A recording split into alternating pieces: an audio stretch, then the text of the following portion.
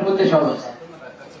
আমরা ওখানে আর আলাদা করে আলোচনার তরতিব রাখছি না, ইনশাআল্লাহ। আশা করি সবাই একমত হবে, কারণ মুখতাসার সময় বয়ান করার মতো আল্লাহর রহমতে সবাই আলোচনা করতে পারে।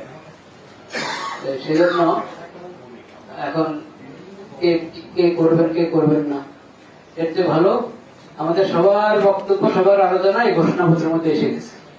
এটা আমাদের সবার বক্তব্য, আলহামদুলিল্লাহ। সেজন্য বক্তব্যের পর্ব থাকছে না। স্টেজে যেহেতু সবাই উঠা যাবে না, বাকি উঠাও দরকার একটু, সেজন্য এটা প্রতিবাদের অংশ হিসেবে।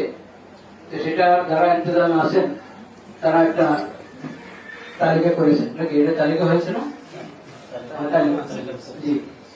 তো এখন ওটা একবারে লম্বা সময় নিয়ে মুশাওয়ারা করে করার সুযোগ ছিল না। একটা তালিকা হয়েছে, এটা আমরা সবাই মেনে নেব ইনশাআল্লাহ।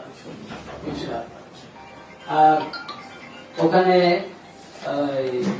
মঞ্চ একটা তরতিব হতে হবে, সেই তরতিব ওনারা চিন্তা করে রেখেছে নাকি?